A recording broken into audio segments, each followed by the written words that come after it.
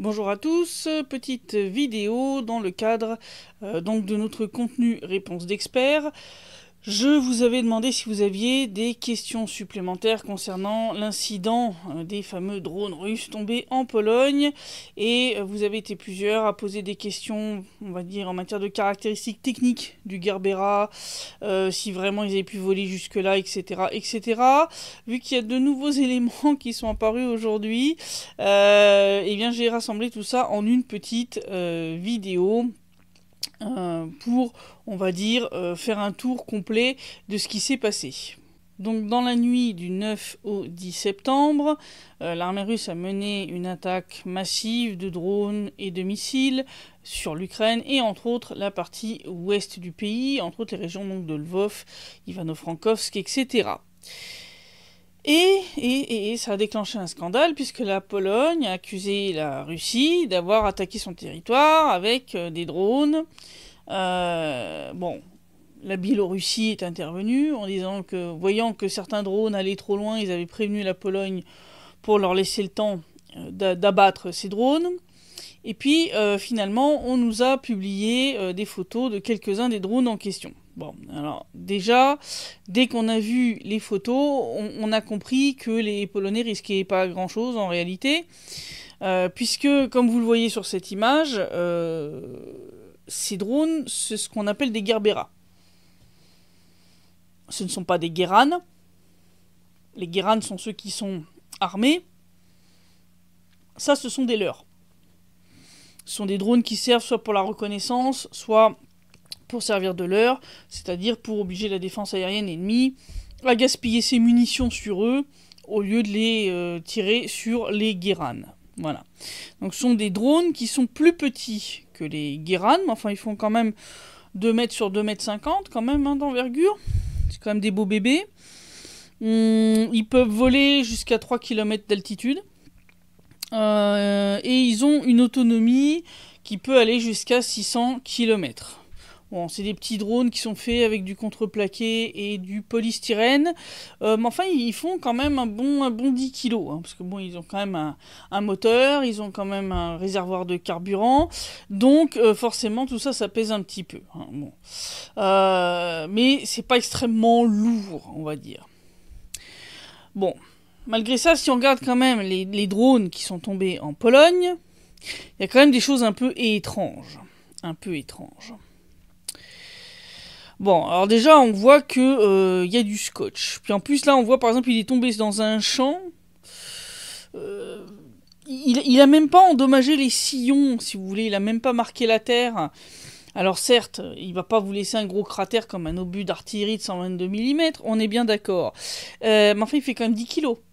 Donc, même mettons qu'il serait tombé d'une altitude d'à peu près 1 km, ça fait quand même une bonne dose d'énergie cinétique suffisante, si vous voulez, pour quand même laisser un petit cratère quand même dans le champ. Là, il n'y a rien du tout. Le drone est bien posé à plat, il a atterri magnifiquement. Procédure d'atterrissage parfaitement réussie, sans l'aide de la tour de contrôle. Bref. Donc il y a quand même quelque chose qui est un peu... qui est un petit peu étrange quand même dans cette histoire.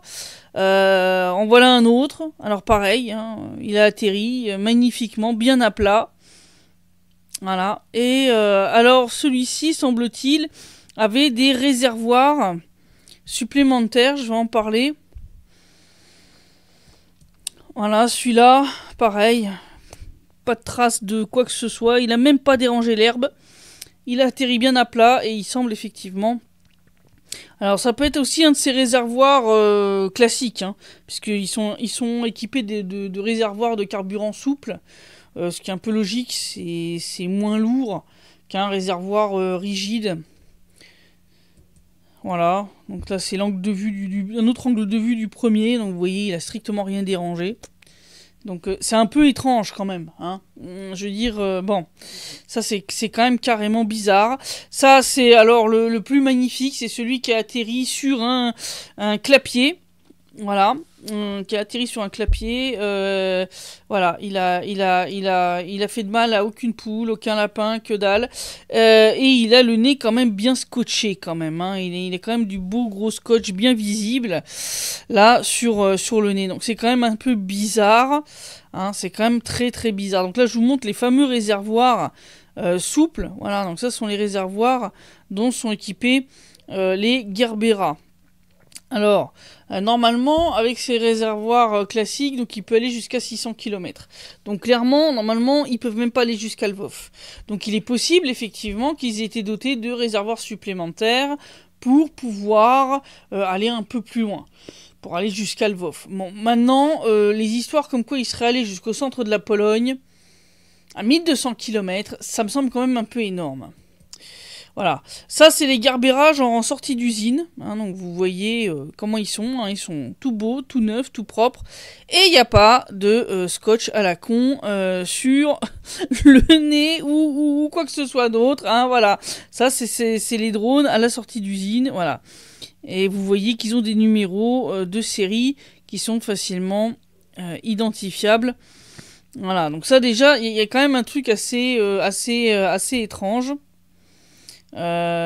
C'est vraiment très très bizarre. Et alors aujourd'hui on a eu l'information que la fameuse maison qui soi-disant avait été détruite par un drone, bon en tombant un de ces drones n'aurait pas fait un carnage pareil, ça déjà c'est sûr.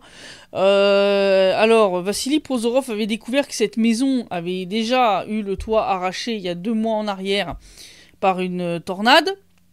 Il semble que les propriétaires n'avaient pas encore fait réparer et que donc quelque chose d'autre en plus est tombé dans la maison, faisant quand même pas mal de dégâts. Bon, ça clairement c'est un petit peu trop violent pour la chute d'un Gerbera. Et ce qui s'est passé, c'est que, eh bien, aujourd'hui, un ministre polonais a confirmé que vraisemblablement, c'était un missile qui avait été tiré par un F-16 pour abattre un de ces drones, dont le guidage a dysfonctionné et qui est tombé sur la maison. Alors heureusement il n'a pas explosé, hein, c'est-à-dire que bon, ces trucs ont quand même des systèmes de sécurité, et quand le guidage s'est avéré défaillant, et bien tout simplement le détonateur a été coupé en fait pour empêcher une catastrophe. Donc le missile est tombé comme une pierre du ciel, a retraversé le toit qui était déjà endommagé, à mon avis a fini de percer complètement le plafond de la maison, ce qui explique les dégâts qu'on voit sur la photo. Mais donc voilà, c'est ça un peu l'histoire. Alors, il faut savoir aussi que actuellement sur le dark web, les Ukrainiens ne vendent pas que des armes produites par l'OTAN, hein, et gentiment fournies par les pays de l'OTAN.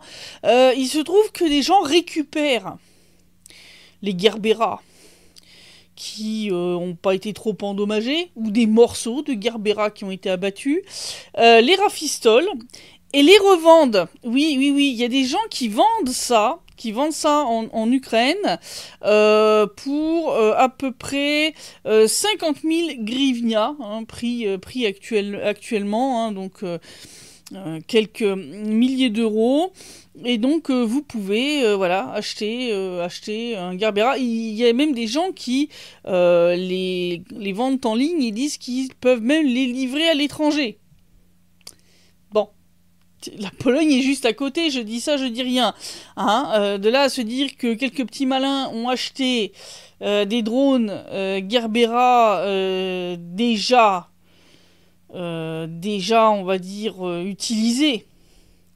Hein, parce que le numéro de série de l'un d'eux a été identifié comme ayant été tiré au printemps de cette année, donc c'est pas possible qu'il ait pu voler de nouveau depuis la Russie vers l'Ukraine, hein. Je veux dire, il est tombé quelque part en Ukraine, donc quelqu'un l'a récupéré, semble-t-il, et donc est sûrement tombé dans ce genre de schéma de revente de drones, et donc des gens ont été les disposer à droite et à gauche pour faire genre.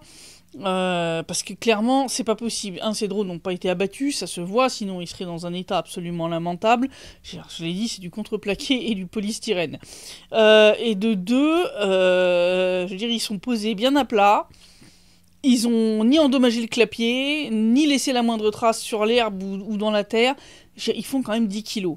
Hein, donc on fait un petit calcul d'énergie cinétique, on reprend ses cours de physique. Non, c'est pas possible. Je veux dire, même si effectivement c'est du polystyrène et du contreplaqué, il fait quand même 10 kilos. Voilà, 10 kilos qui tombent d'une certaine altitude. Ça va faire quand même un petit peu de dégâts. Un petit peu, surtout sur de la terre un peu meuble. Normalement, il aurait dû laisser quand même une belle trace en atterrissant.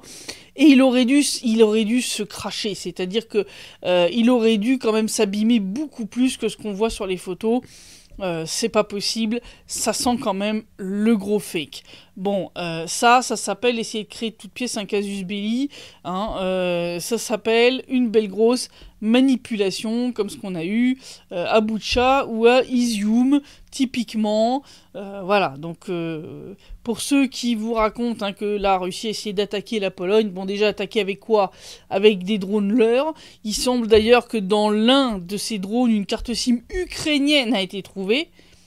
Hein, ce qui a l'air d'indiquer qu'ils ont été reconditionnés et envoyés depuis le territoire ukrainien et pas du tout depuis le territoire russe. Parce que depuis le territoire russe, ça leur fait faire quand même 1200 km. Hein. 1200 km, c'est le double de leur capacité normale. C'est pas possible. Je veux dire, il faut savoir que le Gerbera peut porter au maximum, une charge utile de 5 kg. Alors, je sais bien qu'il a un petit moteur de temps, il est tout léger, tout ça, mais vous comprenez bien que même en emportant 5 kg de carburant supplémentaire, je veux dire, là ça commence quand même à devenir un petit peu compliqué. Donc ça sent le gros fake, ça sent les Gerbera récupérés, réparés, reconditionnés, scotchés, à qui voilà une petite carte SIM ukrainienne bien comme il faut, et soit envoyés depuis l'Ukraine elle-même, pour certains, soit pour d'autres carrément vendus et disposés bien comme il faut, un qui sur un champ, l'autre sur un clapier, bien à plat comme il faut. Bon, dans la réalité, il se serait craché le nez le premier, et le nez devrait être complètement éclaté après la chute au sol. Je veux dire, ça tient pas trop la route. Donc voilà les dernières informations complètes qu'on a sur cet incident, qui sent bien le gros fake monté de toutes pièces pour essayer de pousser l'OTAN à entrer en guerre directement contre la Russie, article 5, tout ça.